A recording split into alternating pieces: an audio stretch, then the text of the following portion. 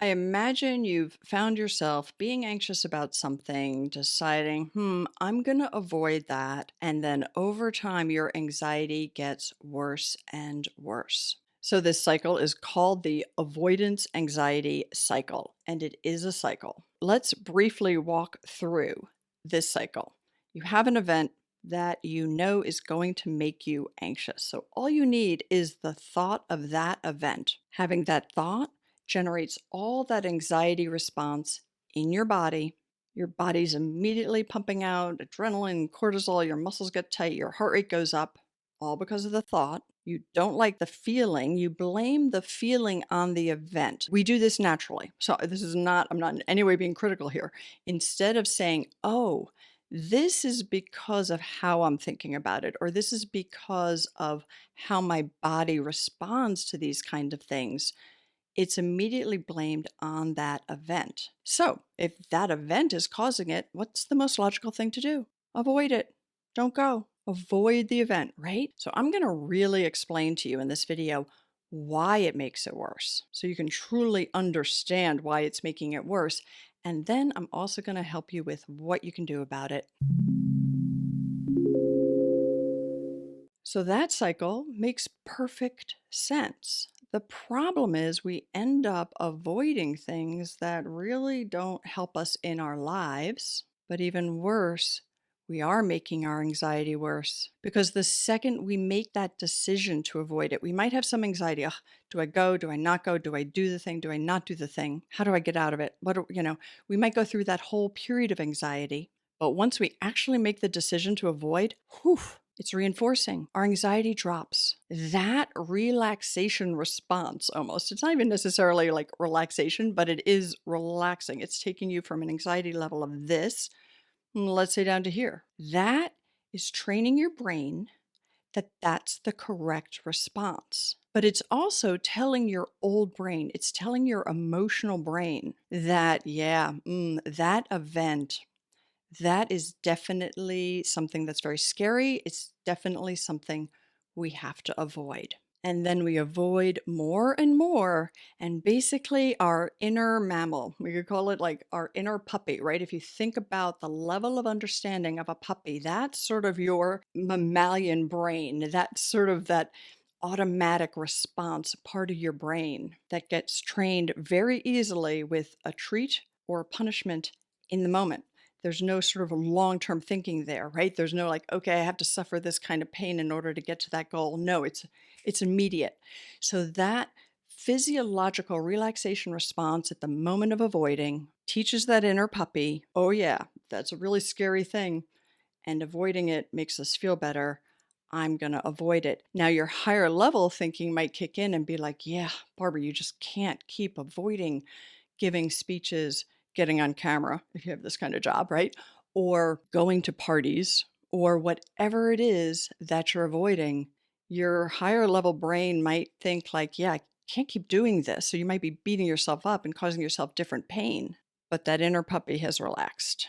Let me know if that explains why avoidance makes anxiety worse or not. Because as I said, I see a lot of people saying it, but I don't really see the explanation. So that explanation makes sense to me, might not to you, but I would love to know. So do comment below. And then, of course, the problem with avoidance is that that fear of feeling the fear grows and grows and grows to the point that people can become agoraphobic. People can sometimes get to the point where they never leave their house. So this cycle can escalate to the point where you are living an incredibly limited way, which is very painful itself. So, yes, in some ways, to overcome this, you have to increase your tolerance for feeling anxious. I know people don't like to hear that, but I'm going to get into the ways you can do this. But in case this is your first time seeing my channel, I do want you to know I'm licensed as a psychotherapist.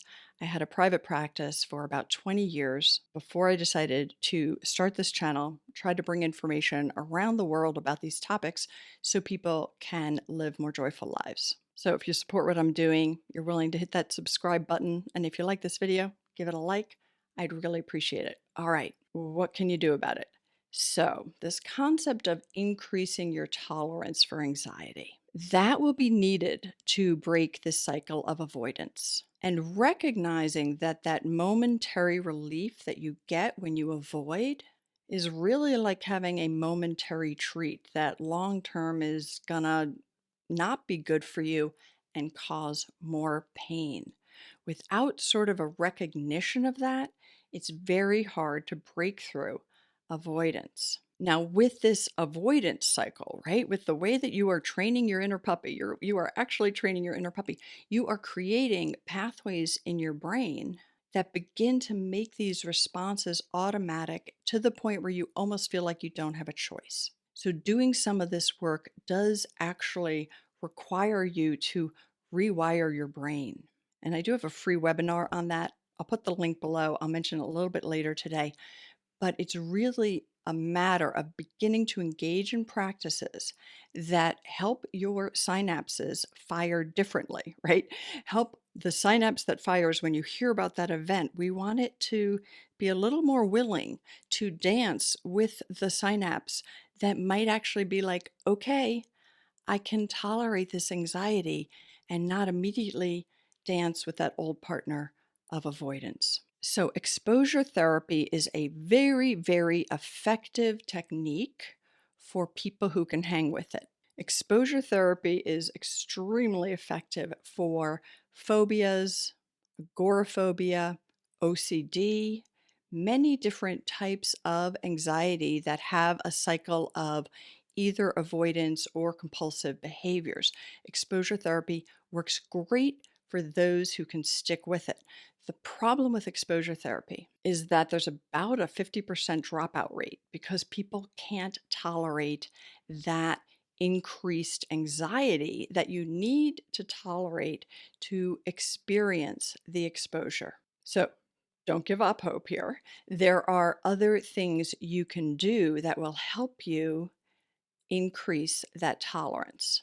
And there's other techniques that have developed that incorporate an element of exposure. And one of those techniques is eye movement desensitization and reprocessing. It's a mouthful. It's called EMDR for short. And I'm trained and an approved consultant in EMDR. I don't practice it anymore. I don't do one on one therapy anymore because I'm doing this channel. But when I was practicing, I found EMDR to be really effective because one thing you do is sort of like a mini exposure. You have, when you're a therapist, you have the client bring up the event that's so anxiety provoking, and they bring it up and really imagine it in the therapy office. And then there are techniques to work with the person. So if you are the person and you have a therapist who does that, the therapist can work with you on techniques to begin to be able to imagine doing that thing, engaging in that event, engaging in that behavior, or being exposed to whatever the problem is without feeling all that physiological anxiety. So I found EMDR super effective with clients. It is definitely something to consider if you have a lot of anxiety. And I know not everybody can afford a therapist who's trained in that, and not everybody can find a therapist. So there is an online program called Virtual EMDR. I am an affiliate of the program. I've tried it, I support it. And then I have a bunch of different videos on EMDR, what it is, how it works, and then also on how you use it with virtual EMDR, which is really kind of like a self-help but assisted self-help to do it. But the EMDR enables you to kind of have exposure step by step. So you learn to tolerate it. So first you begin to tolerate the idea of the event. And once you can picture, even maybe even just thinking, maybe this is actually something you could try right now or as soon as you get off the video today. Bring up whatever it is that you like to avoid. Let's say it's a social event, and see if you can think about it without feeling that physiological response. So do the physiologically calming activities of diaphragmatic breathing, grounding, any of those kind of activities while picturing this. And if you can't get there, if you can't do that, you're like, there's no way I can calm my body if I'm thinking about going to this event I'm scared of. Then imagine yourself being able to do that. So take another step back and say, okay, I'm just going to picture myself being able to tolerate the thought of that. So that step by step, you are just more gently giving yourself exposure. And yes, don't let this make you run away. Eventually, with any of these techniques, whether it's self help, EMDR, or not, you will need to begin to engage in the actual behavior to begin to give that puppy in your brain more positive experiences that it really isn't as bad as you thought. And that's the way you eventually breakthrough. And I know this isn't easy. In fact, for a lot of people, there is a traumatic event that happened that really began this cycle of avoiding something. And that traumatic event got embedded in your brain in a really strong way that makes it very hard to break through this. So, EMDR also is a technique that works for that. All right, I'm going to end with sort of one exercise that you can do that will pair a better physiological response with the trigger event. Before I do that, I just want to come back to the free webinar that I offer called Rewiring Your Brain for Joy and Confidence. Many people have found it super helpful. If you're watching this video when I release it, like right around there, I'll be doing that webinar live a handful of times. I also have an interactive version where you watch the one I did live, but if you comment, the comments are emailed to me. I see them, I can respond if it's a question that applies to the webinar.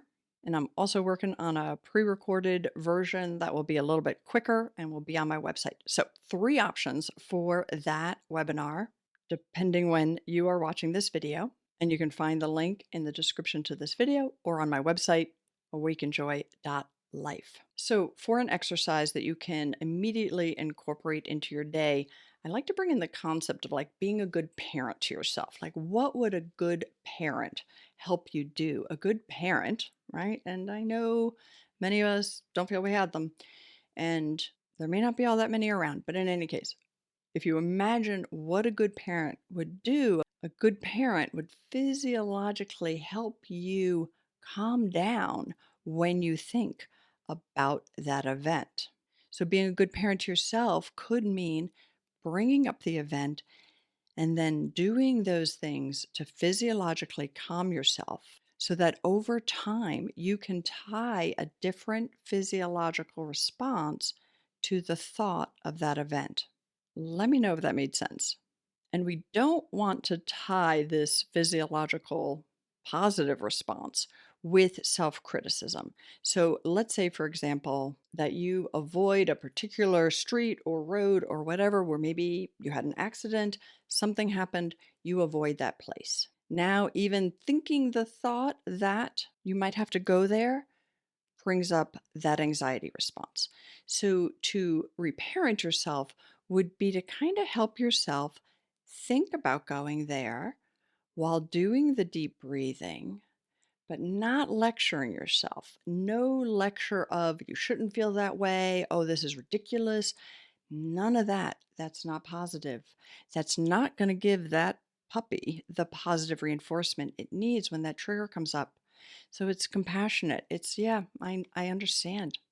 I understand why you want to avoid that. I do understand. But let's take a deep breath. Let's understand that whatever event that was in the past is not happening now, is not happening again. Deep breathing, calming, compassionate response to yourself. I'm physically safe right now thinking about something that might make me anxious, but I'm physically safe right now. All right, do let me know if this was useful. Let me know if you try this and whether it helps. Subscribe to my channel if you're not subscribed, and I look forward to seeing you next week.